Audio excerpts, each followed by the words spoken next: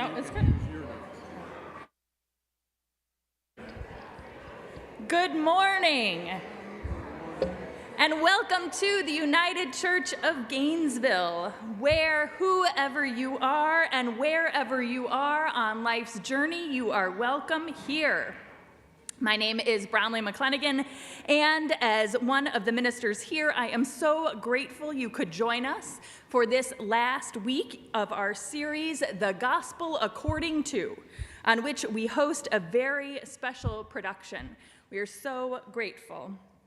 For visitors, a note, there's a table in the foyer if you'd like to leave contact information so we can welcome you more fully after the service.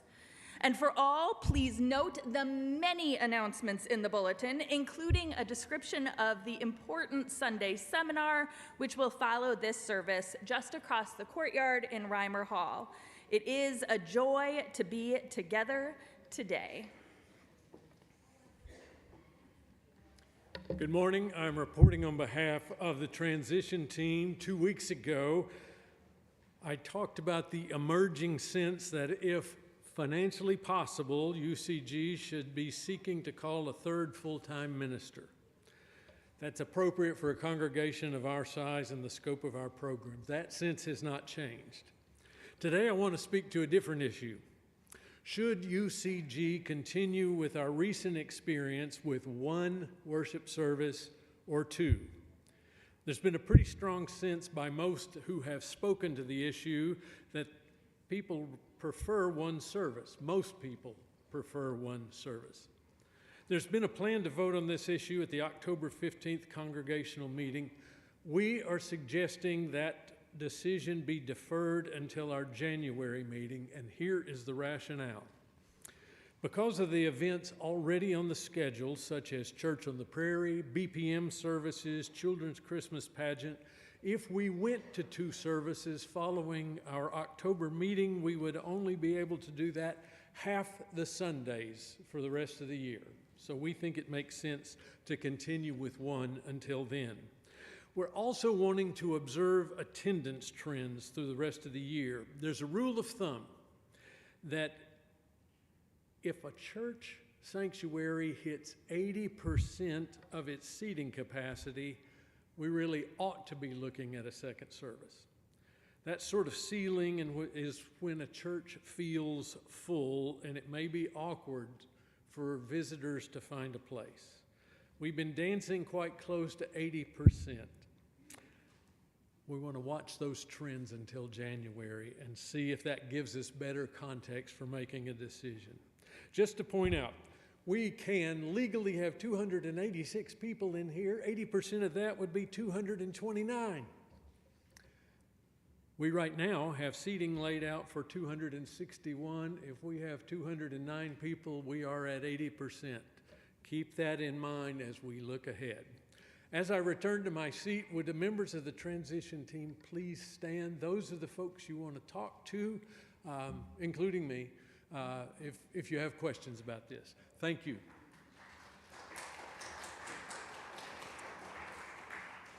Thank you. Now, will you rise in body, in spirit, in both, and turn in your black UCC hymnal to number 593. We'll join in singing together.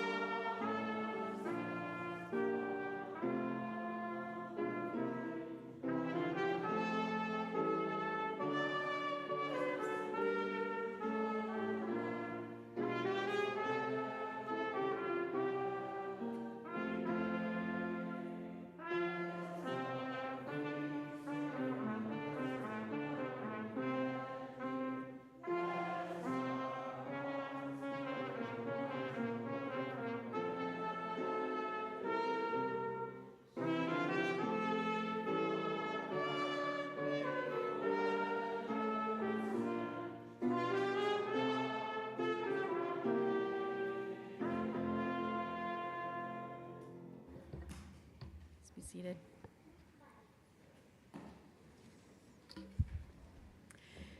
Hear now these words from the Gospel of Luke, in which Jesus echoes the prophet Isaiah. The Spirit of God is upon me, through which they appointed me to bring good news to the poor. God sent me to preach release of captives and vision to those who will not see, to let the oppressed go free, and to proclaim the time of God's blessing has arrived. And this from James Cone, the founder of Black liberation theology. Without concrete signs of divine presence in the lives of the poor, the gospel becomes simply an opiate. Rather than liberating the powerless from humiliation and suffering, the gospel becomes a drug that helps them adjust to this world by looking for pie in the sky. Will you pray with me? O God, may we proclaim and live as signs of divine presence, not to encourage patience with injustice, but so that all may experience the freedom and abundant life God desires. Amen. I'd like to invite the children and anyone else who would like to come forward for a special time with Reverend Bromley.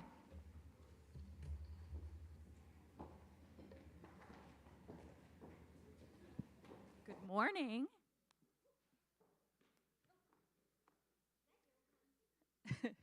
It is, I believe. How are you all today? It is good to see you. I'm going to do something a little different today. I'm going to tell you a little bit of a story, but we're not going to read the whole book and have all of the pictures up here. Good morning.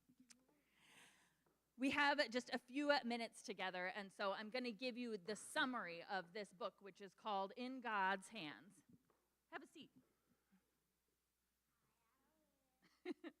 We're also happy to see each other. So here is the story. In this story, there is a pair of men, a rich one and a poor one. The first works all the time to make money and sleeps through the services in the synagogue. The second thinks all the time of how he will feed his hungry family while he cleans the synagogue. The synagogue, that's a word for like the worship space. You know what that is in the Jewish religion. Now, never mind that the religious community is not paying its employee enough to live on. That is another story. Enlistment starts in just a month, grown-ups. One day, the rich man startles awake in the service and hears a verse from the Bible about breaking bread for God.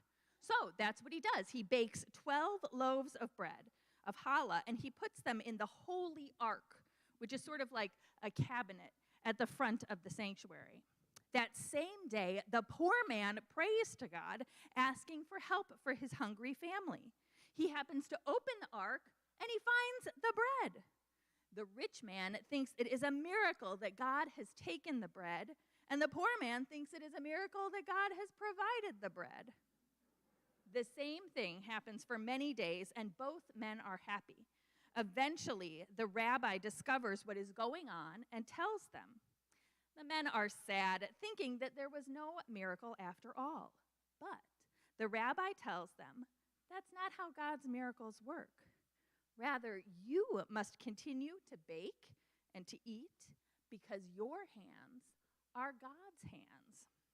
Now, I am telling you this story today because today in this service, and for you all in United Tribes, we'll all be thinking about the different and many ways that others have done God's work and the ways that we can do good in the world, the ways in which our hands can be God's hands. So, would you pray with me for a minute? Dear God, open our hearts to the needs of the world and our minds to imagine how we can be your hands. Amen. Now, we celebrate the many ways that we can be God's hands, and we also celebrate one another and our special days. Does anyone up here have a birthday today or this week? You already had your birthday party? Was it recently? Yes? Okay. All right. Anybody over here have a birthday they want to share today? Okay. We'll sing for Alan. Maybe he'll be back in before that happens. Anyone else over on this side have a birthday today or this week? How about over on this side? Any birthdays? All right, we're singing for Alan. Are you ready?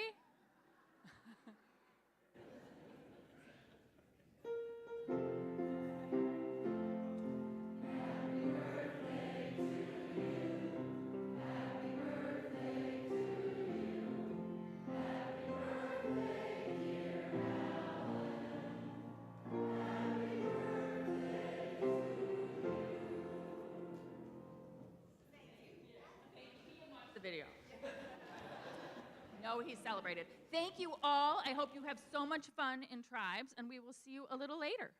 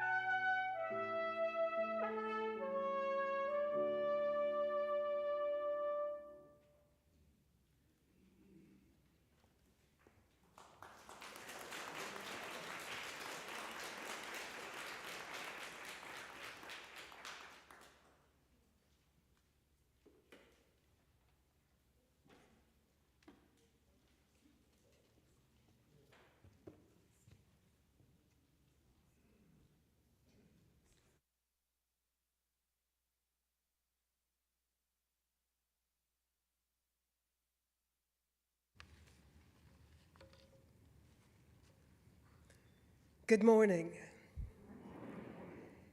In a career that moved from obscure slave to minister to Haiti, Frederick Douglass reflected in his life the principles he espoused as leading spokesman for Black Americans in the second half of the 19th century.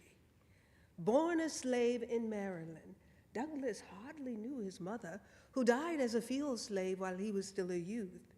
His father remained anonymous, though Douglass suspected he was white and probably his master. Sold to work in Baltimore, Douglass learned to read and write and became an expert caulker in the shipyards.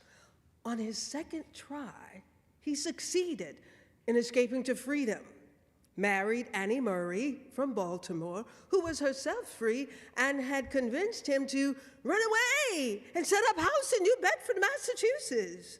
However, the white shipyard workers refused to work with the black, and Douglass had to find other menial jobs to exist.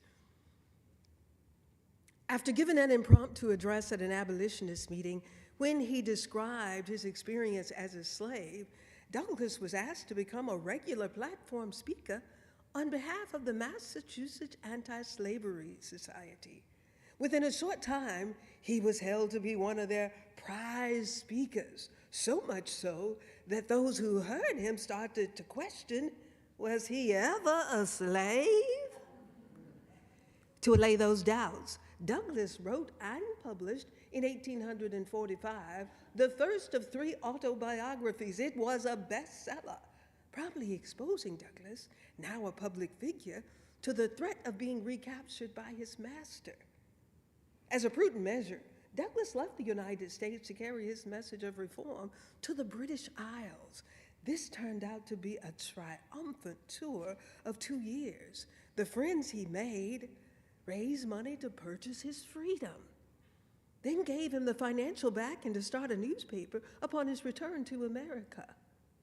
Coming home, Douglass moved his family to a new location in Rochester, New York, which became a way station on the Underground Railroad. He published the weekly The North Star, which made him a prominent figure in the free black community by giving them a voice in his paper. In addition to his abolitionist stand, he was now able to speak out against other injustices against blacks, like job discrimination. He condemned any form of color prejudice and often made himself the target by going into public places where blacks were denied access. On the other hand, he constantly advocated vocational training for blacks and urged them to observe the virtues of industry, honesty, thrift, and sobriety as necessary for their development. Though he believed in political action to achieve needed reform, he was not averse to violence when it was justified.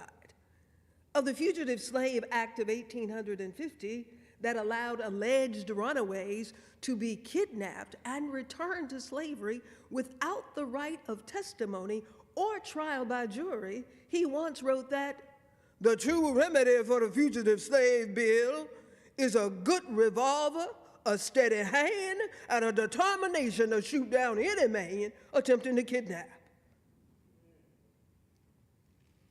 When the Civil War broke out in 1861, Douglass called on President Lincoln, free the slaves and recruit the black freedmen into the Union Army. His advice was ignored until the military situation was so deteriorated that Lincoln proclaimed emancipation and welcomed the free blacks into the Union Army. After the war, Douglass returned to the lecture platform, speaking out on issues such as voting rights for blacks. A Republican, he was appointed first to the position of Marshal, then Recorder of Deeds for the District of Columbia. Some years later, he was named Resident Minister and Consul General to the Republic of Haiti. These federal appointments did not, however, constrain this fearless fighter from speaking out against all practices he saw as prejudicial to his race.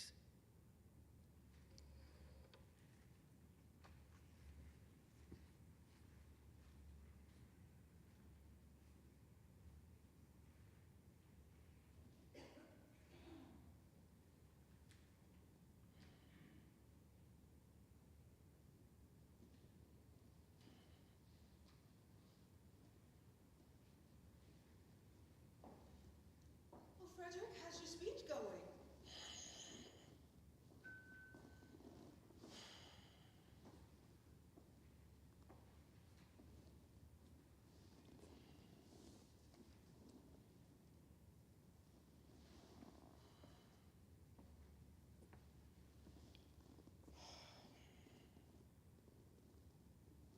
I don't know. I'm still working on it.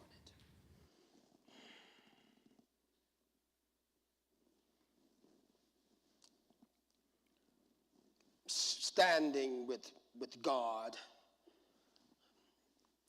and the crushed and bleeding slave on this occasion, I will, in the name of humanity, which is outraged, in the name of liberty, which is fettered, in the name of the Constitution and the Bible, which are disregarded and trampled upon, dare to call in question and to denounce with all the emphasis I can command everything that serves to perpetuate slavery. The great sin and shame of America. I will not equivocate. I will not excuse. I will use the severest language I can command. And yet not one word shall escape me that any man whose judgment is not blinded by prejudice or who is not at heart a slaveholder should not confess to be right and just. For the present, it is enough to affirm the equal manhood of the Negro race. Is it not astonishing that while we are plowing, planting, reaping, using all kinds of mechanical tools, erecting houses, constructing bridges, building ships, working in metals of brass, iron, copper, silver, and gold, that while we are reading, writing, ciphering, acting as clerks, merchants, and secretaries, having among us lawyers, doctors, ministers, poets, authors, editors, orators, and teachers, that while we are engaged in all manner of enterprises common to other men, digging gold in California, capturing the whale in the Pacific, feeding sheep and cattle on the hillside, living, moving, acting, thinking, planning, living in families as husbands, wives, children, and above all, confessing and worshiping the Christian's God, and looking, hopefully, for life and immortality beyond the grave. We are called upon to prove that we are men. Would you have me argue that man is entitled to liberty? That he is the rightful owner of his own body? You have already declared it. Must I argue the wrongfulness of slavery? Is that a question for Republicans, Democrats? Is it to be settled by the rules of logic, argumentation, as a manner beset with great difficulty, involving a doubtful application of the principle of justice, hard to understand?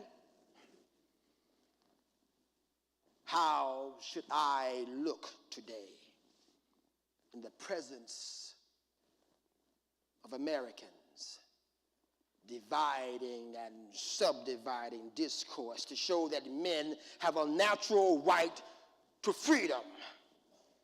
Speaking of it relatively, positively, negatively, affirmatively, to do so would be to make myself ridiculous and to offer an insult to your understanding. There is not a man beneath the canopy of heaven that does not know that slavery is wrong for him. What am I? What am I to argue? That it is wrong to make men brutes, to rob them of their liberty, to work them without wages, to keep them ignorant of their relations to their fellow man, to beat them with sticks, to flay their flesh with a lash, to load their limbs with irons, to hunt them with dogs, to sell them at auction, to sunder their families, to knock out their teeth, to burn their flesh, to starve them into obedience and submission to their masters. Must I argue that a system that thus marked with blood and stained with pollution is wrong? No, I will not. I have better employment of my time and strength than such arguments would imply. What then remains to be argued? Is it that slavery is not divine? That God did not establish it? That our doctors of divinity are mistaken? There is blasphemy in the thought. That which is inhuman cannot be divine. Who can reason on such proposition? They that can may. I cannot. The time for such argument is past. At a time like this, scorching irony, not convincing arguments is needed. Oh, if I had the ability and could reach the nation's ear, I would today pour out a fiery stream of biting ridicule and blasting reproach, withering sarcasm and stern rebuke. For it is not light that is needed, but fire. It is not the gentle shower, but thunder. We need the storm, the whirlwind, the earthquake. The feeling of the nation must be quickened. The conscience of the nation must be roused. The propriety of the nation must be startled. The hypocrisy of the nation must be exposed. And its crimes against God and man must be proclaimed and denounced. What to the American slave is your 4th of July? I answer, a day which reveals to him more than any other day of the year the gross injustice and cruelty to which he is the constant victim. To him, your celebration is a...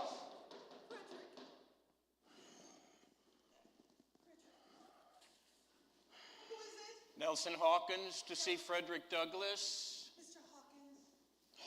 Mr. Hawkins, come in. Come in, Mr. Hawkins. Frederick Douglass.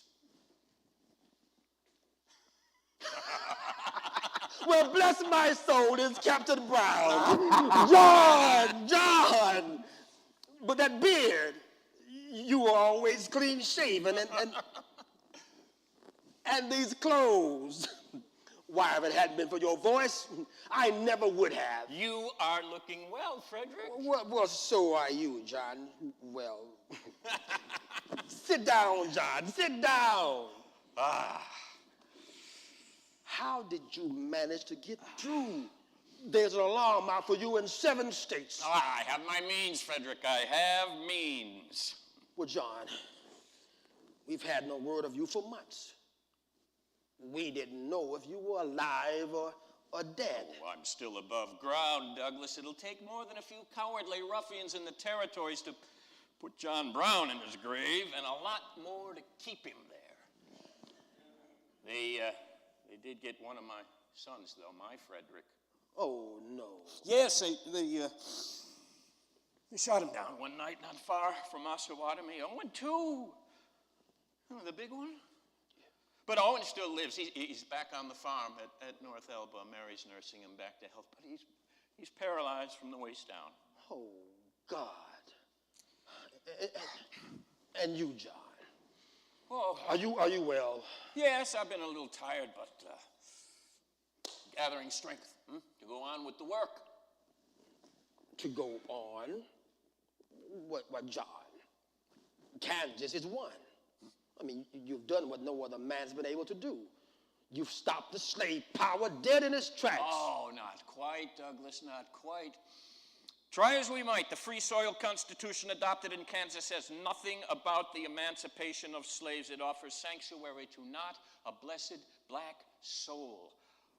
I must get back to my true work to free enslaved black folk and not further waste my energies and resources on political partridges like Kansas. That's why I'm here. Yes? I shall want you to put me up for a time, Frederick, several weeks, perhaps a month. Well, you know, John, my house is always yours. Good. I knew I could count on you. I will pay you for my accommodations. No. I insist. John, I will not stay with you unless I can contribute my share to the household expenses. Now, what shall it be? Oh, well, since you insist. Be practical. Shall we say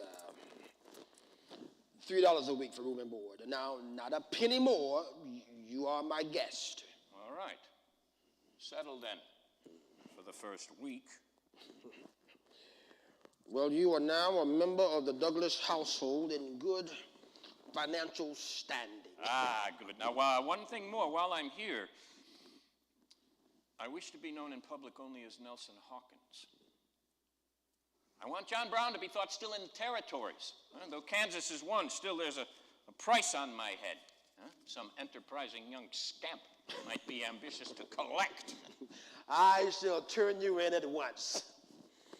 Oh, as you wish, John, as you wish. I would inform the entire household this evening at supper. All right. Well, now's as good a time as any. All the time I was in Kansas, Douglas, I've been thinking, planning, praying over this thing. Kansas was but an interlude, an opening skirmish. But it has given me a hard core of trusted men baptized in fire who will follow me anywhere. And now the time has come to carry the war into Africa itself, into the very heart of the Southland. All right, here we have a map of the states, from New Hampshire to Florida, from Maryland to Missouri. Now, here, the Allegheny Mountains, sweeping from the north clear through to Alabama. Do they portend anything to you?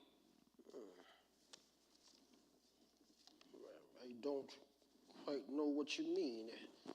They form more or less a natural chain from north to south. Exactly.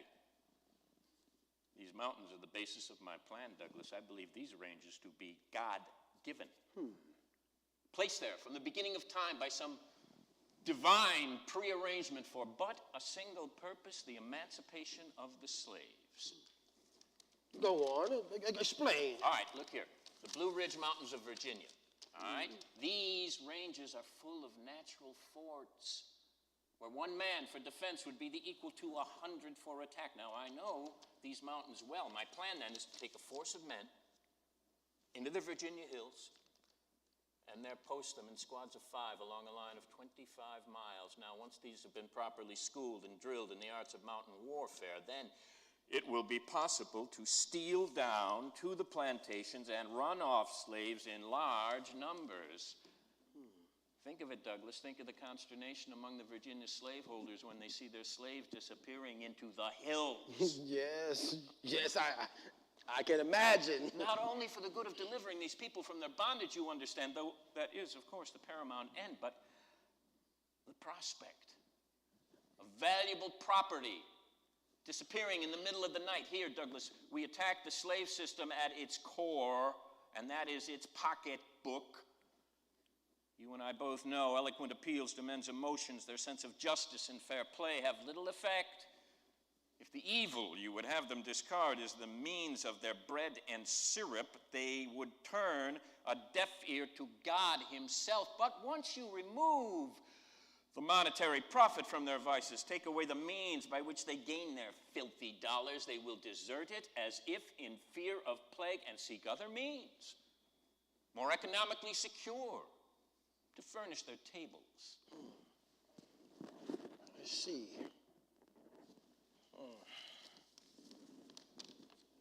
Yes. Yes. There is much truth in what you say, John. But suppose you succeed in running off a few slaves. Now, what is to prevent them from merely selling their slaves farther south? That would be a show of weakness. And besides, we would follow them up. Virginia would be only the beginning. Yes, but they would employ bloodhounds to hunt you out in these mountains. Yeah, that they might attempt, but we would whoop them.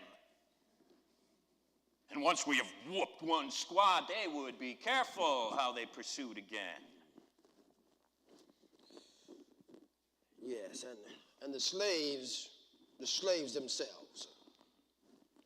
What becomes of them once you've liberated them from their bonds? We would retain the brave and the strong and send the rest north into Canada by way of the Underground Railroad. You are part of that operation, Douglas.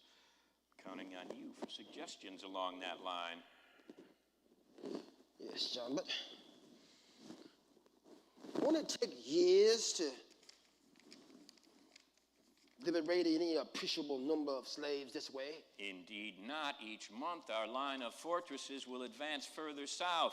Tennessee, Alabama, Georgia, Mississippi, to the Delta itself. The slaves will free themselves. And the slaves, the ones you retain in the mountains, how do you suppose to support this growing band of troops? We shall subsist upon the enemy. Slavery is war, Douglas. And I believe the slave has the right to anything necessary to obtain his freedom. Now, John, see here. Now, if you were surrounded, cut off, now, if this is war, you must not underestimate your enemy. True. But I doubt we could ever be surprised in the mountains so that we could not be able to cut our way out. But still, if the worst were to come, then let it come. At least we will have been doing something. Action is the basis of reform, Douglas. And long ago, I promised my God I have no better use for the means, the energy, or the life that he gave me than to lay them down in the cause of the slaves. Yes, John, in the past, you proved that beyond all question. And you're with me, Douglas? Your plan, John. Your plan, at best, is risky. I mean, very, very risky. If it fails, it could undo a great deal of work that's been built up over the years. Even set off a spark that might destroy us all. But there is one thing. There is one thing that cannot be denied. You are not just talking about slavery. You are doing something about it.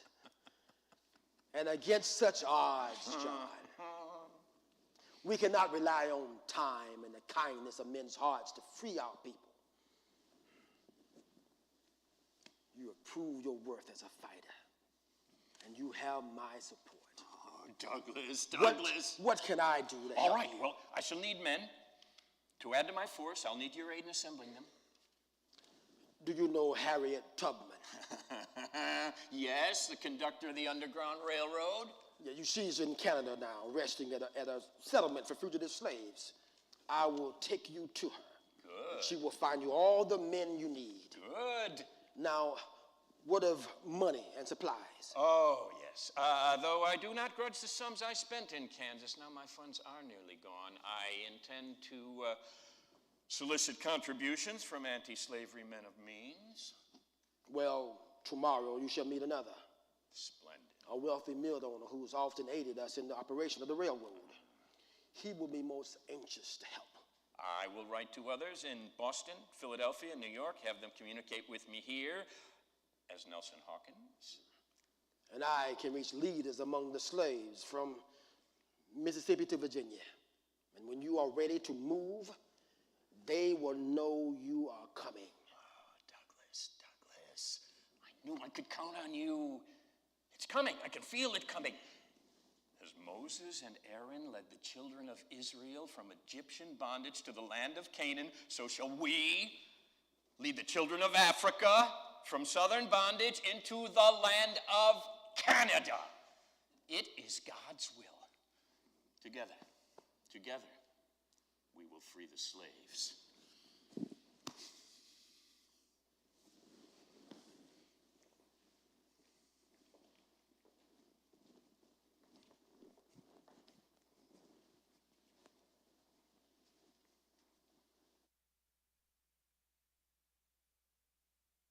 Who had been tacitly supporting John Brown in the raids against the slaveholding states, is suddenly confronted with a major dilemma. Can he side with Brown in the latter's plan to seize the federal arsenal at Harper's Ferry, West Virginia?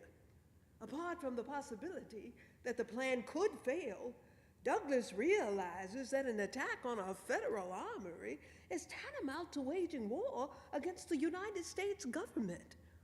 To associate himself with this daring act would jeopardize, would interfere with the support of loyal Americans of every race and class, and could jeopardize the support of Northern abolitionists in the fight against slavery.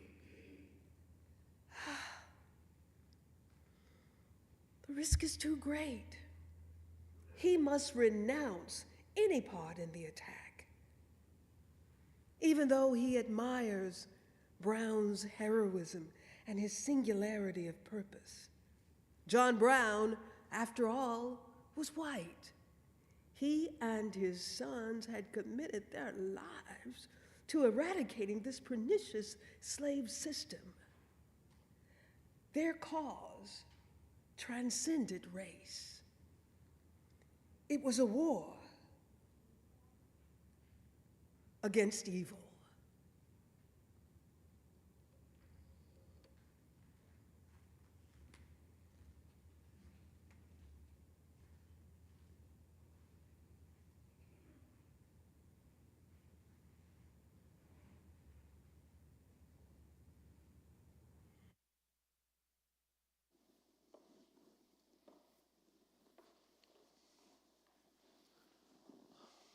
I'm sorry, John. It's all right, Frederick. You told me how it would be. Well, but perhaps it's better to wait. There is a tide in the affairs of men which, taken at its flood, leads on. I am at my tide, Frederick. I cannot turn back now. You don't mean that. Another year, a few months, perhaps. I cannot delay further. But John, surely you don't mean you're going on with it now. It will be now or never. Has all this tonight meant nothing to you? Yes. It's meant a great deal to me. The others have failed us. At the first small sign of difficulty, we cannot afford to leave them that opportunity again. We must proceed without them. It means altering my plans somewhat, but I've already prepared for that, Frederick. You see, I leave nothing to chance. But John, you're tired, disappointed. No. For 20 years, This plan to free the slaves has held me like a passion. It will be desperate, perhaps, but it will be holy. For I was created to be the deliverer of slaves, and the time is now. John, come to bed. We'll talk more tomorrow. No, my friend. There's no time for sleeping now. John, you're taking this too far. Now, after a good night's rest, things will look different in the morning. Morning must find me on my way. I'm leaving tonight. Leaving? John, you're leaving? I mean, what can you do now alone? Alone? I still have my band, Frederick. I must get them word immediately. All right, listen to this. The coal banks are open. Old miners will come at once. They'll know what I mean. And where. But John, what of arms and supplies? I already have enough cast away in a warehouse in Pennsylvania with which to begin, and once we reach Virginia, we'll live off the land.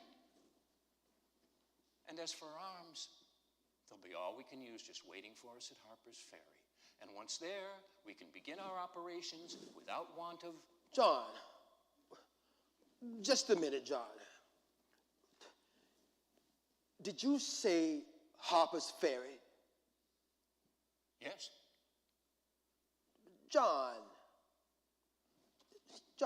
there's a United States government arsenal at Harper's Ferry. Yes. Of course. We shall seize it first. Wow. With its store of weapons and supplies, we can arm our forces as they expand. Equip Harriet Tubman's men as they come, and supply the slaves for miles around. Brown, what are you thinking of? Can't you see it, Frederick? The word spreading from lip to lip, the slaves rallying to the cause. John! The nation roused. John, it's madness. The Madness, I tell you, dropping. John! Free men rising from the muck of enslavement. Listen to me, John. It is impossible, insane. I mean, you must not even think of it. You cannot do it. What? Are you going back on me too? I'm counting on you to help me, Frederick. Are you going back on me too?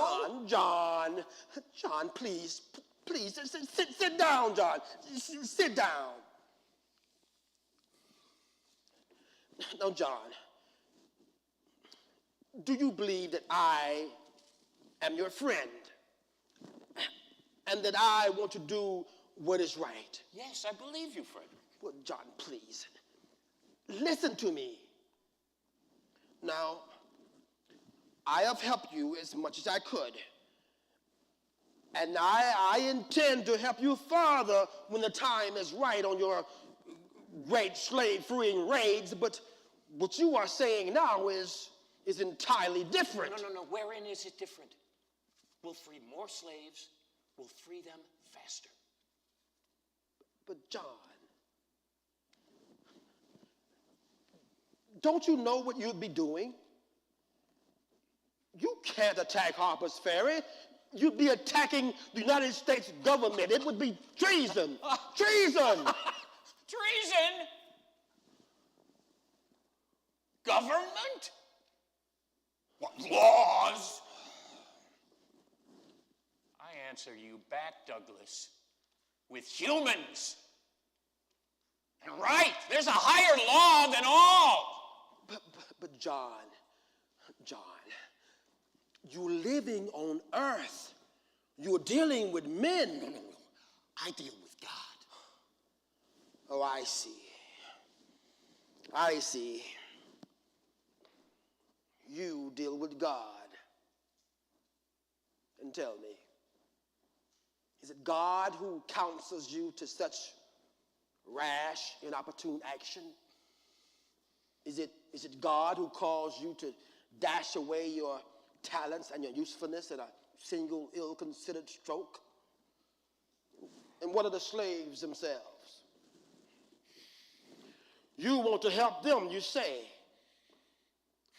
Then why then do the very thing that would harm them the most? Why bring the nation's anger down on them, John? You may defy the federal government, but they cannot. No. We will rouse the nation behind them. It needs rousing. It's cursed. It's dying. It needs to be startled into action. Oh, John. John, can't you see? Can't you see, John? By running off slaves from southern plantations, you attack the slave system without endangering retaliation from the whole nation. Yes, there will be many who will approve and come rallying to your support.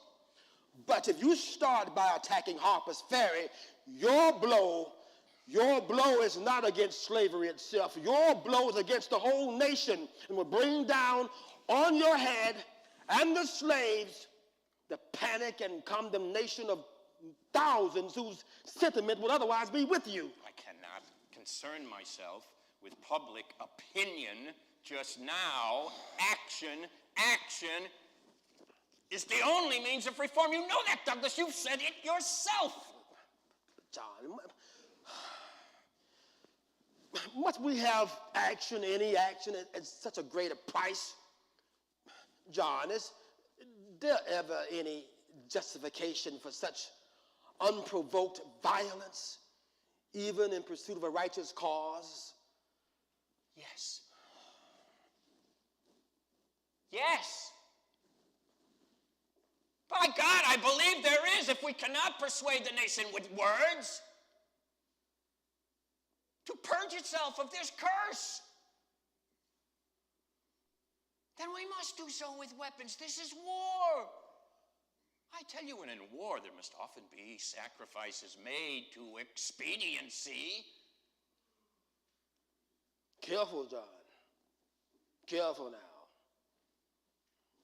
Think of what you're saying. One day it may be you who sacrifice to their expediency. I am unafraid. In God's good time, as we seep southward, men of good faith will see that their trust was not misplaced. But John, you will never get south. I know the area. You'll never get south, not if you insist upon starting at Harper's Ferry. It's like a steel trap. Once you're in, you'll never get out alive. They'll surround you, hem you in. Oh, they surrounded me in Kansas. They never took me there. They will hurl all of their military might against you. We'll take prisoners. We'll cut our way through. We'll hold them as hostages. John, Virginia will blow you and your hostages to hell rather than let you hold that arsenal for an hour. I'm not afraid of death.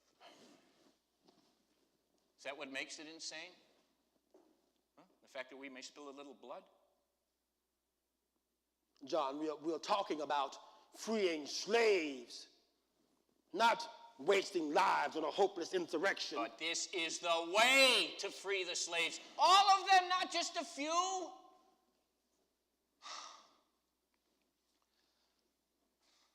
It must be by blood. The moral suasion of Moses and Aaron was in vain, even with the abetment of the locusts and the boils. Not until the shedding of blood of the firstborn of Egypt was there release for Israel. Through blood, out of bondage. Without the shedding of blood, there's no remission of sins.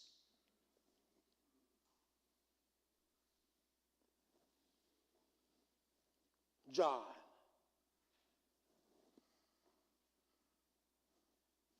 do you think you are God? God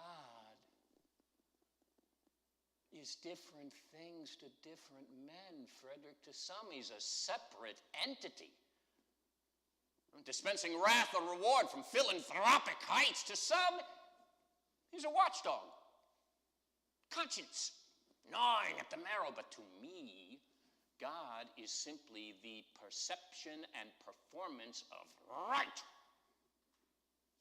And so I am a little bit of God, or trying to be.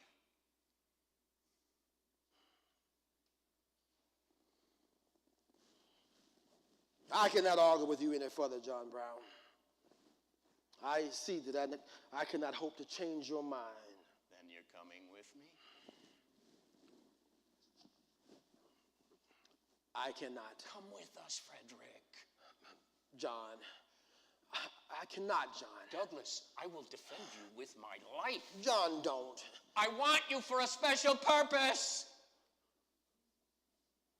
When I strike, the bees will begin to swarm. And I'll need you to help me hive them. But John, I cannot go with you now. You've changed your plan. What you were saying now is different, John. I cannot go with you now. Will you fail me then? Will you fail your people? Oh.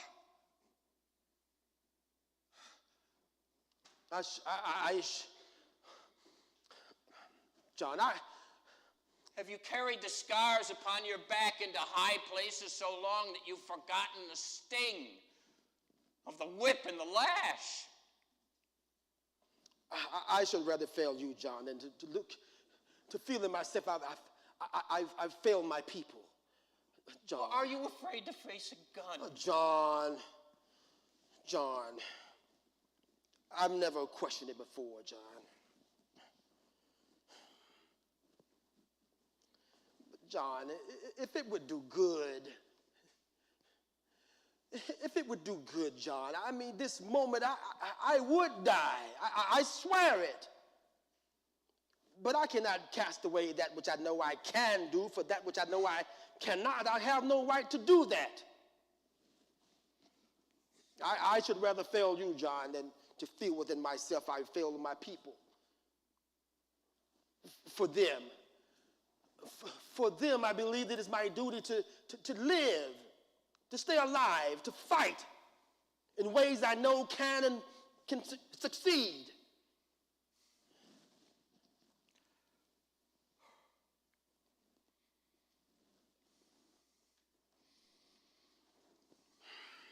I shall miss you, Frederick.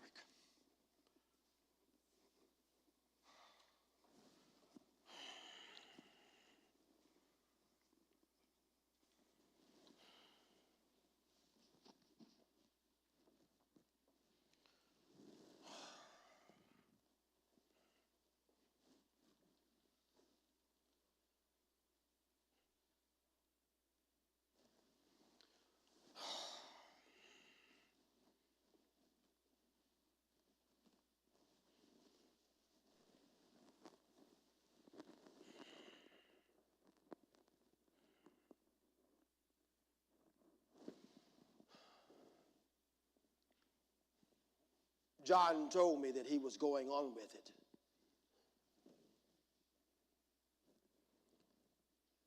That he was starting at Harper's Ferry.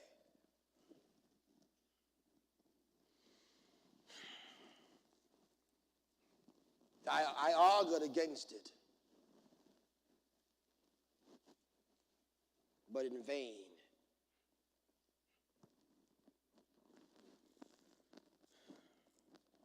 And then when he implored me to go with him, I told him no. I told him I thought it was more important for me to speak and to write, to stay alive for my people than take a chance on dying with him at Harper's Ferry.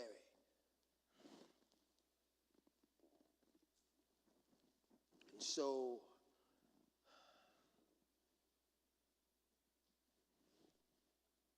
I let him go alone.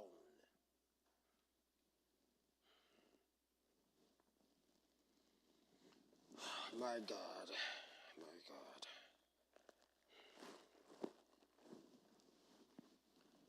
I have discovered that it is possible for a man to make a right decision and then be tormented in his spirit for the rest of his life because he did not make the wrong one.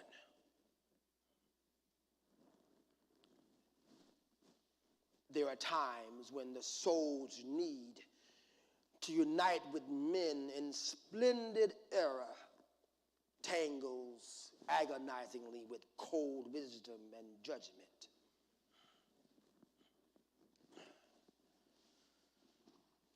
How long this night? How long this dark, dark night when no man walks in freedom? No man walks in freedom without fear. In this cradle of democracy, no man who is black.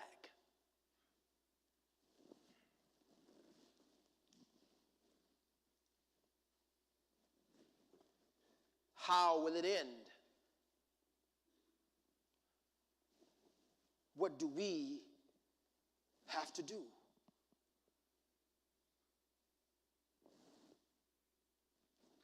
Nat Turner tried it with guns and he failed.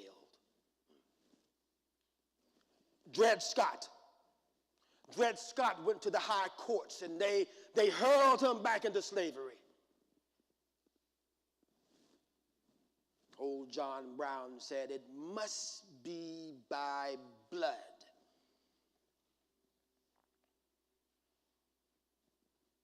And tonight, he lies wounded inside a Virginia prison.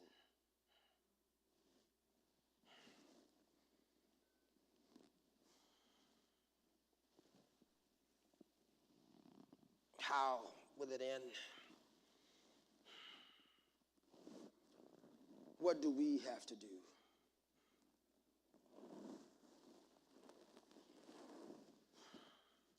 My God.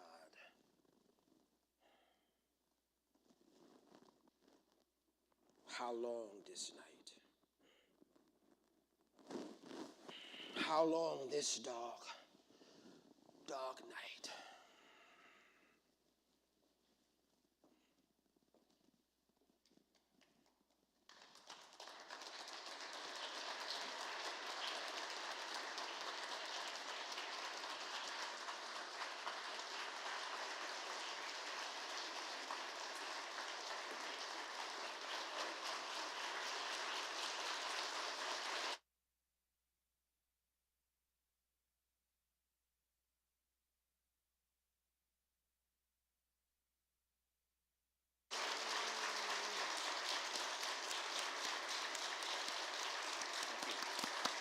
Are we having a talk back?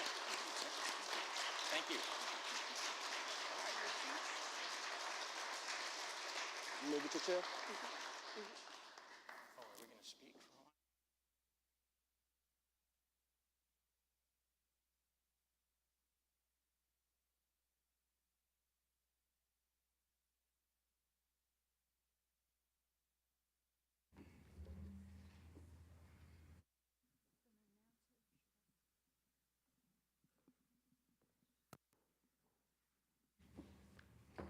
I believe we have a few moments for Q&A with our cast. If you have things, raise your hand like that, and Doris or Chad will bring you a microphone.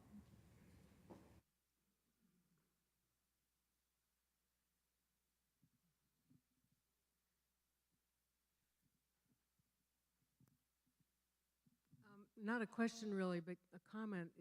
I think John Brown was right. It did take a lot of blood, the Civil War.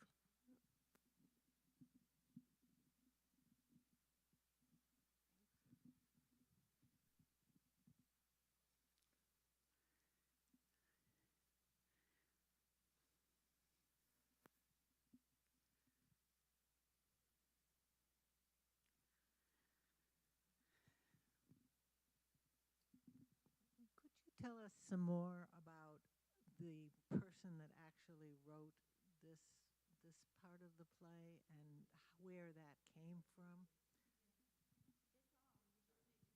Okay.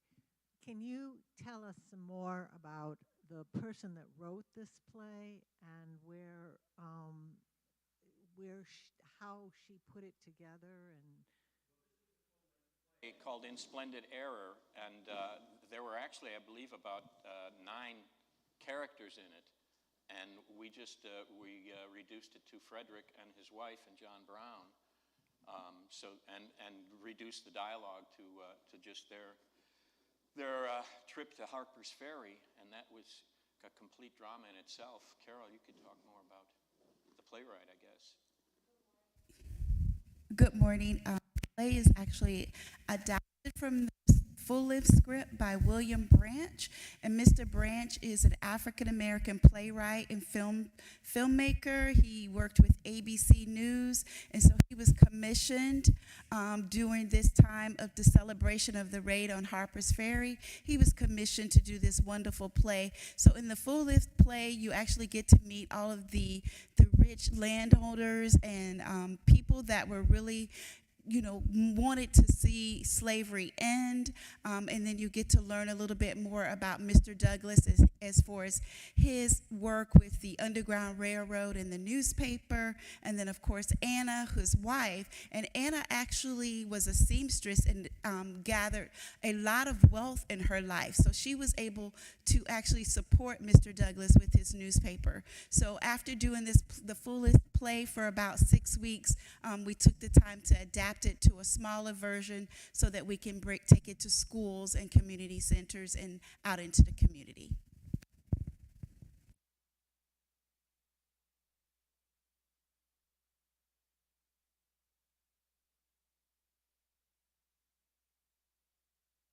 Do it again full length. You can just... We would love the opportunity to do it again full length. We did do it about 6 weeks here in Gainesville, so if a theater is willing or a facility is willing to open the space up, we'll be happy to bring the entire production. It is a cast of 20 actors. Long from Harper's Ferry to the Emancipation Proclamation.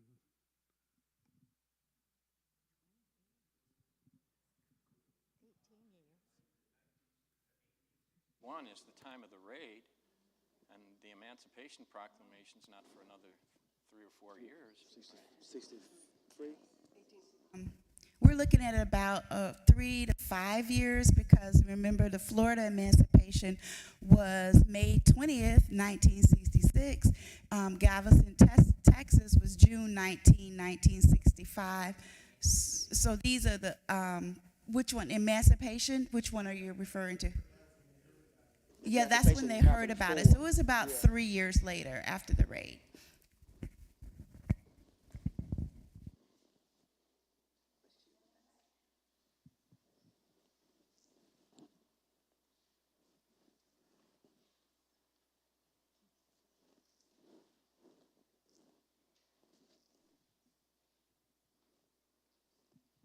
Hi. I didn't have a question per se, but I did want to express that I really and I thoroughly enjoyed the reenactment. And I wanted to also say that if we forget about where we've come from in America, and we choose to, just because we choose to forget about something doesn't mean it did not happen. And if we choose to continue to forget about it, it can happen again. And I just think that this was beautiful, and I think more often this should be done in our community, like a lot more, so that people can be reminded of this did happen, like, and we can't water it down, we can't wash it away. It's a part of our nation's history, and in order to stop the repeat, we must remember. So I just want to thank you all, and it was just very great.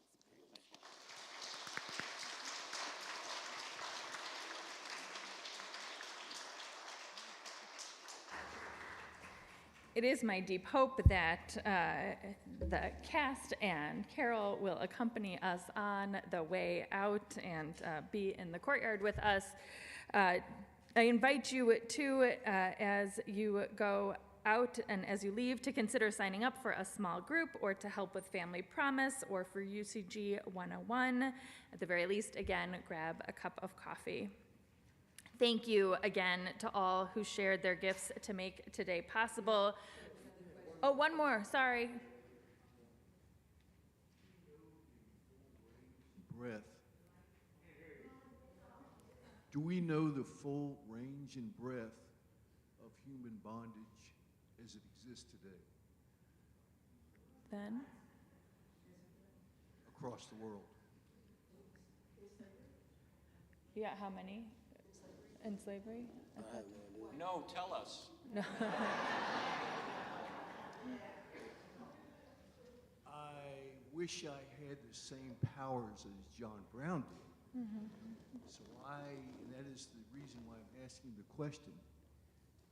I do know that it exists. We hear about it occasionally on the nightly news. And we see the results from Asia across the world, in all the continents. But we don't know the full, complete breadth of what is going on. And I think we would be quite astonished if we truly did. Thank you. Indeed, the systems of oppression and the work for freedom continues. Thank you again to all who shared their gifts to make today possible, for the Racial Justice Committee for their work. Please remember in your prayers today Steffi Wolgemuth and her sister Christine. For those who have lost their fathers this week, Glenn and Steve and Drew. For those with COVID and with cancer.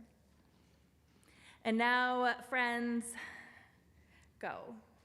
Having been gifted a testimony, a word of good news, go to bear witness to what is true and good.